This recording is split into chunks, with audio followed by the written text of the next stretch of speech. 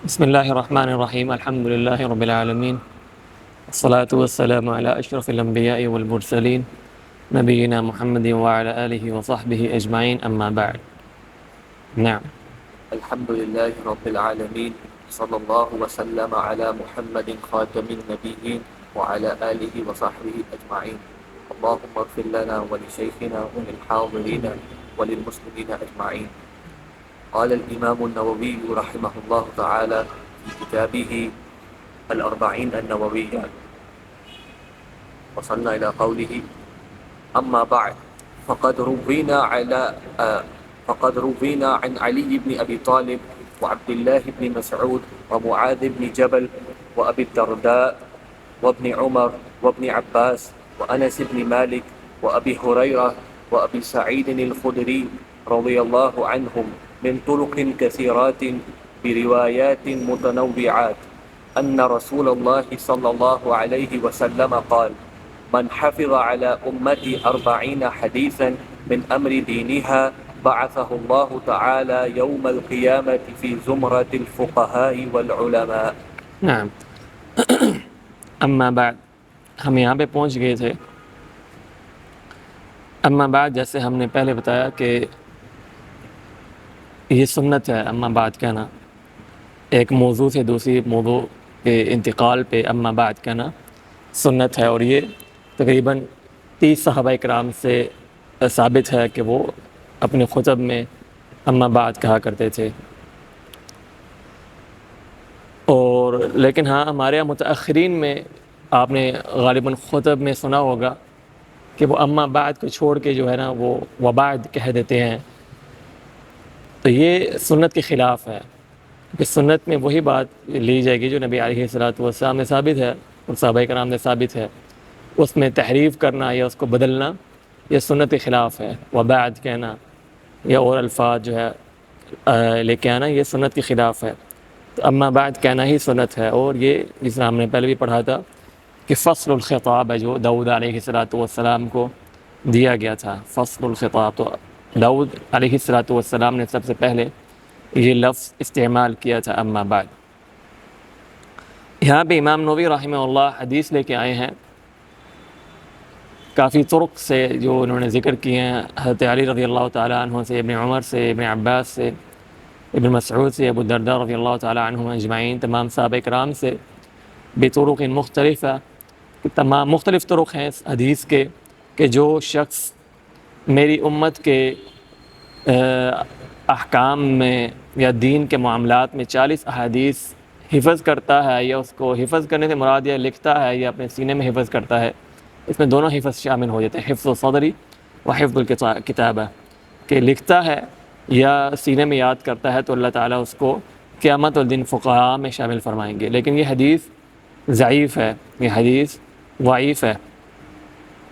جو ابو الدرداء رضی اللہ تعالیٰ عنہ کے امام نووی رحمہ اللہ نے ذکر فرمایا، جو ابو الدرداء سے روایت ہے وہ ایسے ہے کہ وَكُنْتُ يَوْمَ الْقِيَامَةِ شَافِعًا شَفِيعًا، میں اس کے لیے قیامت کے دن شافع اور شفیع ہوں گا. اسی طرح ابن مسعود رضی اللہ تعالیٰ عنہ کی جو روایت ہے وہ اس میں ہے کہ قیل لہ ادخل من ای ابواب الجنت شئت، تو جنت کے دروازے کسی بھی جنت کے دروازے سے گزر جا. یہ جو 40 احادیث کو یاد کرتا ہے کتابی صورت میں یا سینے کی صورت میں.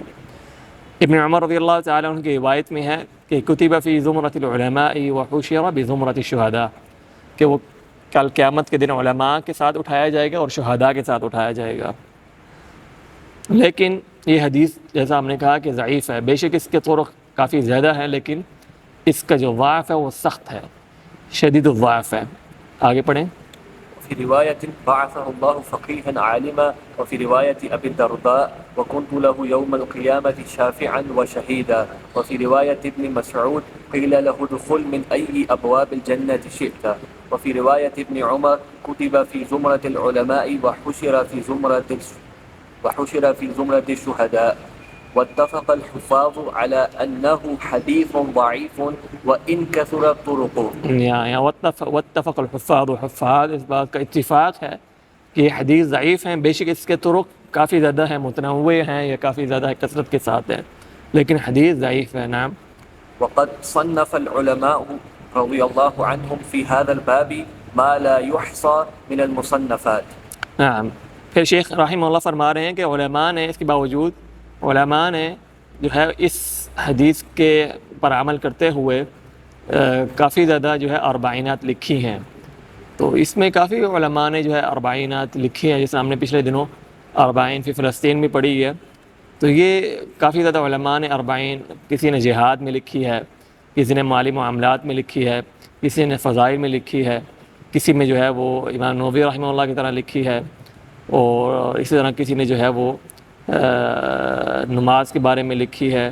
مختلف ابواب میں علماء نے اربعینات لکھی ہیں. اور آخری جو کتاب لکھی گئی ہے جو میرے نظر سے گزری ہے وہ اربعون المکیہ کے نام سے، مکہ کے نام سے، یعنی حرم کے فضائل کے اعمال فضائل میں اربعین المکیہ جو ہے وہ کتاب لکھی گئی ہے. تو یہ کافی علماء نے لکھی ہے اس کے باوجود. نعم. فأول من علمته صنف فيه عبد الله بن المبارك. عبداللہ بن مبارک نے سب سے پہلے کتاب لکھی ہے، اربعین ہو گیا. ثم محمد بن أسلم الطوسي العالم الرباني. پھر طوسی رحمہ اللہ نے لکھی ہے. ثم الحسن بن سفيان النسوي. نعم. وأبو بكر الآجري. ابو بکر آجری کی کتاب مشہور ہے، اور اسی طرح ان کی کتاب کتاب الشریعہ جو عقائد پہ ہے، بہترین کتاب ہے، سلف صالحین کے عقائد پہ، وہ پڑھنے کے لائق ہے. انہوں نے بھی اربعین میں کتاب لکھی ہے.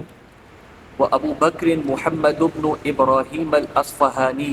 نعم. والدارقطني. دارقطنی بھی امام دارقطنی بھی اربعین میں لکھی ہے. والحاكم وأبو نعيم. نعم. امام حاکم نے بھی لکھی ہے. وأبو عبد الرحمن السلمي. نعم. وأبو سعيد الماليني. وأبو عثمان الصابوني. وعبد الله بن محمد الأنصاري. وأبو بكر البيهقي. امام بیہقی کافی بڑے امام ہیں، انہوں نے بھی لکھی ہے. نعم. وخلائق لا يحصون من المتقدمين والمتأخرين. امام رحمہ اللہ فرمانے کافی زیادہ علماء نے کتاب لکھی ہے، یعنی حدیث ضعیف ہونے کے باوجود کافی زیادہ علماء نے کتاب لکھی ہے. نعم. وقد استخرت الله تعالى في جمع 40 حديثا اقتداء بهؤلاء الأئمة الأعلام وحفاظ الإسلام. امام نووی رحمہ اللہ فرما رہے ہیں کہ میں نے حدیث ضعیف جو آئی ہے اس پر عمل کرتے ہوئے کتاب نہیں لکھی ہے، بلکہ ان کی اقتداء میں، یعنی ان علماء نے جب جبال ہیں، علماء پہاڑ ہیں علم کے، انہوں نے جب اربعین لکھی تو میں نے ان کی اقتداء میں ہی لکھی اور اللہ تعالیٰ سے استخارہ کر یہ کتاب لکھی. لیکن ہمارا جو موقف ہے وہ یہ ہے کہ العبرۃ ما ثبت عن رسول اللہ صلی اللہ علیہ وسلم، عبرت اس چیز کی ہے کہ جو اللہ کے نبی سے ثابت ہو، کیونکہ ہم جو ہے وہ ہمارا دین جو ہے وہی ہے جو نبی سے ثابت ہوگا، قرآن سنت سے ثابت ہوگا، وہ ہم لیں گے. تو اس لیے بے شک جتنے سے بڑا عالم ہو، جس طرح امام مالک رحمہ اللہ فرماتے ہیں کہ ہر شخص کی بات لی جا سکتی ہے، ہر شخص کی بات چھوڑی جا سکتی ہے سوائے صاحب هذا القبر، اور نبی علیہ الصلوۃ والسلام کی قبر کی طرف اشارہ کیا، سوائے اس شخص کے کہ ان کی ہر بات لی جائے گی. تو بے شک بڑے علماء ہیں، لیکن جو عبرت ہے وہ نبی علیہ الصلوۃ والسلام جو ثابت ہے وہی کرنے چاہیے. اس لیے امام نووی رحمہ اللہ پہ کو اگر اربعین سے زیادہ وہ لکھ دیتے، 40 سے اوپر زیادہ حدیث لکھ دیتے، 50 لکھ دیتے، 60 لکھ دیتے، اس میں کوئی فرق نہیں پڑنا تھا، بلکہ فائدہ ہوتا ہے اس چیز میں. لیکن عبرت یہ ہے جو نبی علیہ الصلوۃ والسلام نے ثابت ہے. نا. وقد اتفق العلماء على جواز العمل بالحديث الضعيف في فضائل الأعمال. نعم. ہونا مشکل ہے. امام نووی رحمہ اللہ فرما رہے ہیں کہ علماء کا اس بات پہ اتفاق ہے کہ فضائل میں حدیث ضعیف پر عمل کیا جا سکتا ہے، یعنی جو حدیث ضعیف آ جائے گی اگر اس کا تعلق فضائل سے ہے تو اس پر عمل کیا جائے گا. یہ امام نووی رحمہ اللہ نے ذکر کیا ہے. لیکن مصیبت یہ ہے کہ امام نووی رحمہ اللہ نے فرمایا اتفق الحفاظ، تو اتفاق کا نقل کرنا یہاں پہ یہ بڑا خطرناک ہے، کیونکہ اس بات پہ اتفاق نہیں ہے، بلکہ ابو حاتم الرازی جو ہے امام ہیں حدیث میں، چھوڑ دیں اس کو، چھوڑ دیں، لگی رہنے دیں، آپ چلے جائیں. تو یہ امام حاتم الرازی رحمہ اللہ کا جو ہے وہ یہاں تک کہ وہ حدیث ضعیف کو تو آپ چھوڑیں، وہ حدیث حسن پہ عمل کرنے کے جو ہے نا وہ موافق نہیں ہے کہ حدیث حسن پہ بھی عمل نہیں ہوگا. اسی طرح امام بخاری نے، امام مسلم نے رحمہ اللہ نے اپنے مقدمے میں کافی زیادہ سخت بات کی اس حوالے سے، جو فضائل پہ حدیث ضعیف پہ جو ضعیف حدیث ہو اس میں فضائل پہ عمل نہیں ہوگا. یہ امام بخاری کا موقف بھی ہے. اسی طرح ابو بکر بن عربی رحمہ اللہ کا موقف بھی ہے، شیخ الاسلام ابن تیمیہ کا موقف یہی ہے، ابن قیم کا موقف یہ ہے، جبال ہے یہ بڑے بڑے، تو ان کا موقف یہی ہے کہ ضعیف حدیث پہ عمل نہیں ہوگا۔ لیکن امام نووی رحمہ اللہ ان کا یہ ہے کہ یہ متساہل ہیں اجماع نقل کرنے میں اور اتفاق نقل کرنے میں، یہاں تک کہ انہوں نے جو ہے وہ اپنے جو صحیح مسلم کی شرح ہے اس میں شرح المہذب جو ہے اس میں جو ہے وہ انہوں نے اتفاق نقل کرتے ہیں ایک جگہ پہ، پھر آگے جا کے اسی مسئلے میں اختلاف نقل کر دیتے ہیں، یعنی ایک مسئلے میں اتفاق نقل کرنے کے بعد اسی مسئلے میں اختلاف نقل کرنا یہ تساہل ہے، بہت زیادہ تساہل ہے۔ تو امام نووی رحمہ اللہ کے درمیان میں ان کے ہاں بڑا تساہل تھا اجماع نقل کرنے میں اور اتفاق نقل کرنے میں، یہاں تک کہ وہ اپنی کتاب میں لکھتے ہیں مہذب میں کہ عیادۃ المریض جو ہے سنت ہے، کسی مریض کی عیادت کرنا یہ سنت ہے، تو اس پہ اتفاق نقل کر دیا ہے، بلکہ کیا ہے یہ سنت ہے۔ اور لیکن جو ہے امام بخاری کا آپ واضح ہے، آپ ان کی صحیح بخاری میں پڑھیں گے تو وہ فرماتے ہیں کہ وجوب عیادۃ المریض، کہ مریض کی عیادت کرنا واجب ہے۔ اسی طرح وہ جو صلاۃ الکسوف کے بارے میں کہتے ہیں سنت ہے، اور ابو عوانہ اپنی جو ہے وہ اپنی کتاب میں اس کا بھی وجوب لے کے آئے ہیں کہ صلاۃ الکسوف بھی واجب ہے۔ تو اس لیے امام نووی رحمہ اللہ نے جو اتفاق یہاں پہ نقل کیا ہے کہ حدیث ضعیف عمل کرنا فضائل میں، یہ اتفق الحفاظ کہ اس بات پر اتفاق ہے حفاظ کا، یہ سراسر غلط ہے، اس بات پہ اتفاق نہیں ہے، بلکہ مخالفین ہیں شیخ الاسلام تیمیہ جیسے، ابن قیم جیسے، امام بخاری جیسے، امام مسلم جیسے، ان کا اختلاف ہے اور یہ نہیں مانتے کہ ضعیف حدیث پہ عمل ہوگا۔ لیکن جو علماء کہتے ہیں کہ ضعیف حدیث پہ عمل کیا جا سکتا ہے فضائل میں، ان کے کچھ شروط ہیں۔ سب سے پہلے کہ وہ شدید الضعف نہ ہو، اس کا ضعف جو ہے وہ شدید نہ ہو، لیکن اس کا ضعف جو یہ امام نووی رحمہ اللہ نے جو حدیث ذکر کی ہے 40 حدیث جو جمع کرتا ہے، اس کا ضعف شدید ہے۔ دوسری شرط یہ ہے کہ اس کی کوئی اصل ہو، کوئی اصل ہونی چاہیے، اس کے تحت جو ہے آپ عمل کر سکتے ہیں، یعنی کہ آپ دین میں جو ہے فضائل میں ایک نئی کوئی چیز ایجاد کر لیں اور آپ کہیں بھائی فضائل میں یہ چیز جائز ہے، کچھ علماء کے نتیجے جو علماء جائز قرار دیتے ہیں، تو اس لیے دوسری شرط یہ ہے کہ اس کی کوئی اصل ہو۔ جس میں اس کی اصل کیا ہے کہ لیبلغ الشاہد الغائب، کہ حدیث جو ہے میری حدیث علم کو آگے پہنچاؤ، شاہد جو ہے جو اس نے حدیث سنی ہے وہ آگے غائب کو پہنچا جو آیا نہیں ہے، تو یہ اس کی اصل ہے۔ اور جو ہے وہ تیسری شرط یہ ہے کہ جب عمل کیا جائے تو اس نیت کے ساتھ عمل نہ کیا جائے کہ یہ ثابت ہے اللہ کے نبی سے، بلکہ اس نیت کے ساتھ عمل کیا جائے کہ یہ احتیاطاً میں عمل کر رہا ہوں۔ تو یہ 3 جو ہے شروط ہیں، لیکن اگر دیکھا جائے گہری نظروں سے تو یہ 3 شرطیں کبھی جو ہے نا وہ داخل ہوتی نہیں حدیث ضعیف میں، کیونکہ آپ جب حدیث ضعیف لیتے ہیں اٹھاتے ہیں تو ضعیف کا مطلب کیا ہے، فضائل میں کیا مطلب ہے آپ کا، جب آپ ایک عمل کرتے ہیں اچھا عمل کرتے ہیں اس کا کیا مطلب ہے کہ آپ اس کا اجر حاصل ہو، ٹھیک ہے، تو اجر حاصل کرنا تو اس کا مطلب ہے یہ مندوب ہے، احکام تکلیفیہ میں سے ہے، مندوب ہے، مستحب ہے۔ ہاں، تو مستحب اور مندوب کے لیے آپ کو دلیل چاہیے، جب آپ ایک چیز سے چاہتے ہو کہ اس کا اجر آپ کو ملے اس کے لیے آپ کو دلیل چاہیے۔ تو ضعیف حدیث پہ عمل جب آپ کریں گے تو وہ آپ اس پہ احتیاطاً آپ عمل کریں تو اس پہ جو لازمی بات ہے وہ جو ہے کوئی دلیل نہیں ہے تو آپ کیسے اس پہ جو ہے اجر کا متقاضی ہوں گے، یہ اجر کے آپ مستحق ہوں گے۔ تو اس لیے یہ اصل مسئلہ ہی جو ہے نا وہ غلط ہے، اور اس کو اگر چھوڑ دیا جائے، یہ کہہ دیا جائے کہ ضعیف حدیث پہ عمل نہیں ہوگا تو سب سے بہترین قول ہے، تاکہ جو نبی علیہ الصلوۃ والسلام پہ فضائل ثابت ہوئے ہیں آپ وہ تو کر لیں، آپ سے وہ ہوتے نہیں ہیں، آپ جو ہے اس حدیث پہ جا رہے ہیں جو حدیث ضعیف ہے اس پہ آپ جو ہے وہ جائیں گے بھائی میں نے اس عمل پہ اس چیز پہ عمل کرنا ہے کیونکہ یہ فضائل میں ہے اور حدیث ضعیف ہے۔ بھائی جو اللہ کے نبی سے حدیث صحیح ثابت ہے فضائل میں، آپ اس پہ تو عمل کر لیں، جب آپ اس پہ عمل کر کے جو ہے نا تھک گئے پھر آپ جو ہے فضائل ضعیف حدیث پہ آ جانا، تو یہ اصل المسئلہ ہی فیہ ما فیہ۔ تو یہ امام نووی رحمہ اللہ یہاں پہ اتفاق جو نقل کر رہے ہیں یہ غلط ہے، اتفاق اس چیز کا نہیں ہے، اور بہترین یہی ہے کہ انسان جو ہے وہ اس کو ضعیف حدیث پہ فضائل میں عمل نہ کرے۔ امام احمد رحمہ اللہ کے بارے میں اکثر ایک قول ذکر کیا جاتا ہے کہ امام مہدی اور امام احمد رحمہ اللہ کے بارے میں وہ فرماتے ہیں اذا روینا فی الاحکام شددنا و اذا روینا فی الفضائل تساہلنا، اگر ہم احکام میں حدیث لے کے آتے ہیں اور لیتے ہیں کسی سے تو شددنا، ہم اس پہ سختی کرتے ہیں، ہم راوی پہ جائیں گے، حدیث ضعیف تو نہیں ہے، اس میں کوئی شذوذ تو نہیں ہے، اس میں کوئی علت تو نہیں ہے، شددنا ہم سختی کرتے ہیں. وَإِذَا رُوِّينَا فِي الْفَضَائِلِ تَسَاهَلْنَا، لیکن جب ہم فضائل میں کوئی حدیث نقل کرتے ہیں تو ہم جو ہے اس میں متساہل ہوتے ہیں، اس چیز کو نہیں سختی نہیں پکڑتے ہیں. لیکن شیخ الاسلام ابن تیمیہ رحمہ اللہ فرماتے ہیں کہ امام احمد رحمہ اللہ بھی حدیث ضعیف پر عمل کرنے کے قائل تھے فضائل میں، حدیث ضعیف پہ عمل کرنے کے قائل تھے فضائل میں. لیکن اب اگلا سوال امام ابن تیمیہ رحمہ اللہ جو فرماتے ہیں کہ کیا وہ ضعیف جو امام احمد کے نزدیک تھی، کیا وہی حدیث ضعیف ہمارے ہاں جو ہے متأخرین کے ہاں، کیا وہی حدیث ضعیف ان کے ہاں تھی یا نہیں؟ تو اس کا جواب یہ کہ نہیں، ان کے ہاں جو حدیث ضعیف تھی وہ حسن تھی، جو ہمارے ہاں حسن حدیث ہے، جس پہ عمل مقبول ہے، جس پہ ہم عمل کرتے ہیں. تو ہمارے ہاں جو متأخرین کے ہاں حسن ہے وہ امام احمد کے نزدیک ضعیف تھی، تو اس لیے ان کے ہاں ضعیف حدیث پہ عمل کرنا جو ہے وہ اس میں کوئی حرج نہیں تھا فضائل میں. لیکن ان کے ہاں حسن وہ تھی، ضعیف وہ تھی جو ہمارے ہاں حسن ہے. تو یہ اس لیے جو ہے نا انسان کو چاہیے کہ جو ایسے مسائل عوام کو نہ بتائے، جو آپ کو ضعیف حدیث پہ عمل کرنا اب جائز ہے، تو اس کا جو ہے نا وہ سارے حدیث ضعیف اٹھا کے عمل کرتا رہے گا، صلاۃ الصابح بھی پڑھتا رہے گا، وہ پڑھتا رہے گا، یہ پڑھتا رہے گا.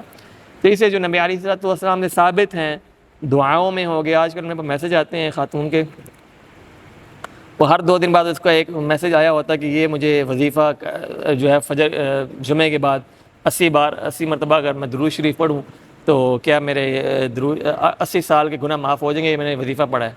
وہ ہر 2 دن بعد ایک نیا وظیفہ لے. میں کہا نہیں، یہ ثابت نہیں ہے. کہتے پھر لوگ لاتے کہاں سے ہیں وظائف؟ میں کہا آپ ان سے جا کے پوچھے کہاں سے وظائف لاتے ہیں. جو حدیث نبی علیہ الصلوۃ والسلام ثابت ہے، جو اذکار اللہ کے نبی سے ثابت ہے، جمعہ دن کثرت سے اللہ کے نبی پہ درود پڑھے جو ثابت ہے. تو یہ نقصان ہوتا ہے عوام کے لیے جب آپ ایسے چٹکوے چھوڑتے رہتے ہیں فضائل میں. یہ نقصان ہوتا ہے کہ انسان جو نبی علیہ الصلوۃ والسلام نے چیز ثابت ہے اس سے بھی دور بھاگ جاتا ہے. تو اس لیے عوام کو وہی چیز بتائیے جو اللہ کے نبی کی حدیث سے ثابت ہے، نہ کہ ان کو جو ہے وہ ضعیف حدیث کے فضائل میں لے کے آئیں.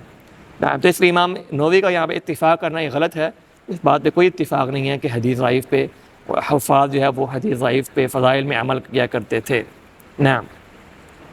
ومع هذا فليس اعتمادي على هذا الحديث بل على قوله صلى الله عليه وسلم في الأحاديث الصحيحة ليبلغ الشاهد منكم الغائب. نعم، یہاں بھی مانو فرماتا ہے کہ مجھے میرا جو ہے اس حدیث پہ جو حدیث ضعیف ہے اس پہ میرا کوئی جو ہے اعتماد نہیں ہے، بلکہ میرا اعتماد دوسری حدیث پہ ہے کہ شاہد جو ہے جو ليبلغ الشاهد الغائب، جو شاہد ہے جس نے حدیث کو سنا ہے وہ آگے غائب کی طرف پہنچائے.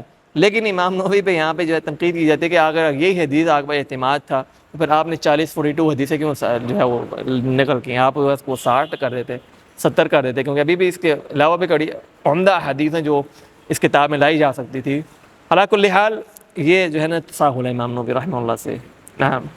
وقوله صلى الله عليه وسلم نظر الله امرأ سمع مقالتي فوعاها فأداها كما سمعها. نعم، یہاں بھی امام نووی دوسری حدیث لے کے آ رہے ہیں کہ نبی علیہ الصلوۃ والسلام فرماتے ہیں کہ اللہ تعالیٰ اس شخص کے چہرے کو منور کر دے جو میری حدیث کو سنتا ہے اور کما فوعاها، پھر اس کو سمجھتا ہے، اس کا فہم لے کے آتا ہے، پھر فأداها كما سمعها، فأداها كما سمعها، پھر آگے پہنچاتا ہے کما سمعها، جیسا کہ اس نے سنا ہے. یہاں پہ ایک اور پھر مسئلہ ہے، کما سمعها جیسا کہ اس نے سنا ہے.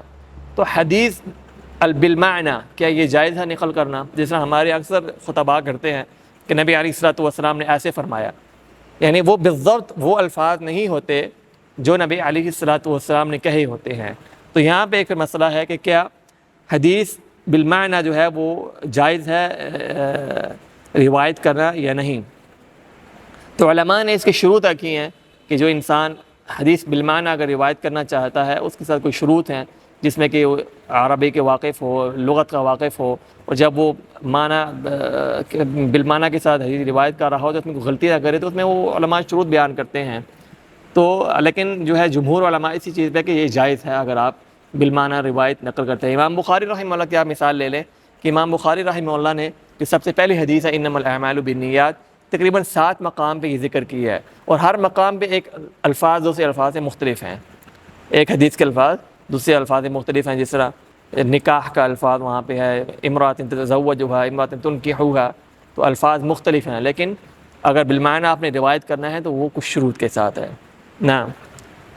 ثم من العلماء من جمع الأربعين في أصول الدين وبعضهم في الفروع وبعضهم في الجهاد وبعضهم في الزهد وبعضهم في الآداب وبعضهم في الخطب وكلها مقاصد صالحة رضی اللہ عن قاصدیها. یہاں پہ امام نووی رحمہ اللہ فرما رہے ہیں کہ ہر علماء نے جو ہے وہ لکھے، کسی نے جہاد میں، کسی میں فضائل میں، کسی میں زہد میں، کسی میں آداب میں، ہر کسی نے اربعینات اس میں لکھی ہیں، اور ہر کسی کے مقاصد اچھے تھے، اس میں کوئی شک نہیں ہے، علماء کے مقاصد اچھے تھے، یہاں تک کہ امام نووی رحمہ اللہ کے بھی ایک اچھا مقصد ہے، تو ہمارے ہاں یہ اربعین نوویہ کتنے اعلام نے اربعین نوویہ لکھی، اربعین لکھی ہیں، اربعینات لکھی ہیں، لیکن وہ جو مقام امام نووی رحمہ اللہ کی اربعین کو حاصل ہو کسی کو نہیں ہے.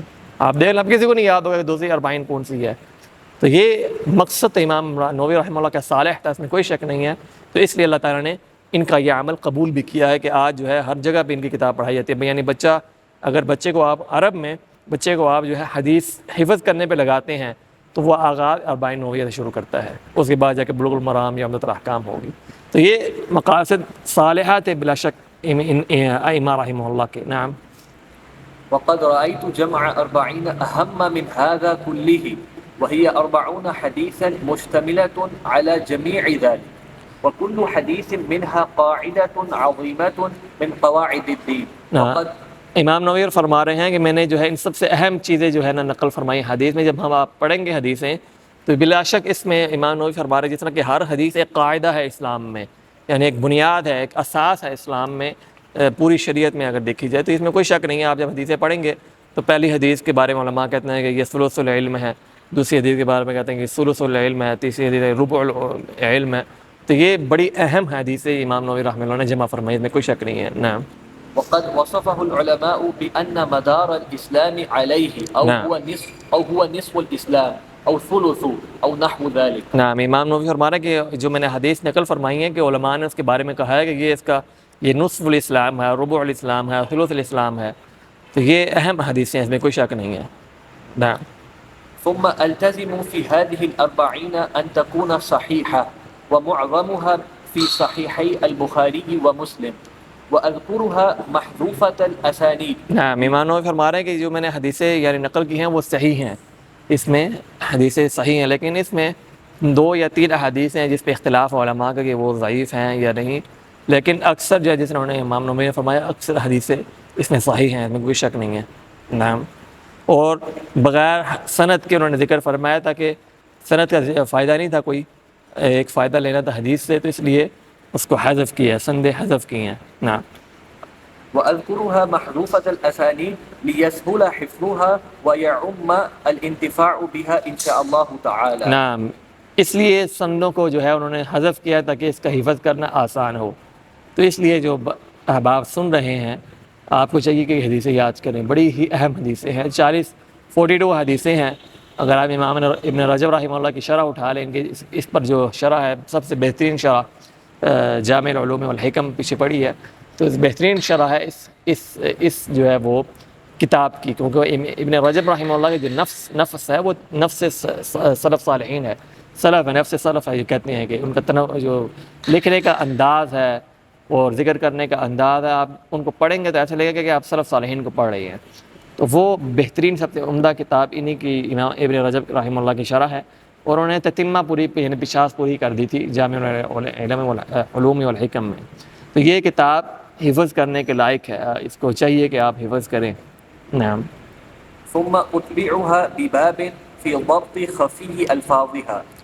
نعم. پھر کہہ رہے ہیں کہ میں نے اس کے آخر میں جو غریب الفاظ ہیں، جو مشکل الفاظ ہیں حدیث میں، اس کے آخر میں ذکر کیے ہیں. چاہیے تو یہ تھا کہ ہر حدیث کے ساتھ اس کو ذکر کر دی، جہاں پہ اس کا مشکل الفاظ ہے اس کو بین قوسین جو کر کے اس کو ڈال دیتے، کیونکہ مشکل ہوتا ہے کہ انسان آخری طرف کتاب کے اینڈ میں جا کے چیک کرے کہ کیا، پھر جو پڑھنے والا کو یاد بھی نہیں رہتا کہ بھائی میں نے چیک کرنا ہے کہ امام نووی رحمہ اللہ نے آخر میں یہ دیا ہوا ہے. تو چاہیے تو یہ تھا کہ حدیث کے ساتھ ہی ذکر کر دیتے. نعم. وينبغي لكل راغب في الآخرة أن يعرف هذه الأحاديث. نعم. ہر انسان جس کو آخرت کے ساتھ جو ہے وہ تعلق ہے یا آخرت کا کوئی غم ہے، تو اس کو چاہیے کہ وہ ان 40 کو حفظ کر لے، اس پر عمل کرے. اس میں کوئی شک نہیں ہے کہ بڑی اہم حدیثیں ہیں اس میں. لما اشتملت عليه من المهمات. نمشتملت علیہ جو کیونکہ اس میں مہمات ہیں، کافی اہم حدیثیں ہیں. ہاں. واحتوت عليه من التنبيه على جميع الطاعات وذلك ظاهر لمن تدبر. نعم، وہ کہتے ہیں کہ جو تدبر کرے، وہ سمجھ کے دیکھے، اس کو پڑھے اور حفظ کرے اور یاد کرے، اس کو سمجھ آ جائے گا کہ اس میں بڑی ہی اہم احادیث میں نے نقل فرمائی ہیں. نعم. وعلى الله اعتمادي وإليه تفويضي واستنادي وله الحمد والنعمة وبه التوفيق والعصمة. نعم، اعتماد صرف اللہ تعالیٰ پہ ہے اور کسی پہ نہیں ہے، اور اللہ تعالیٰ پہ اعتماد تھا اور اللہ تعالیٰ کی توفیق تھی.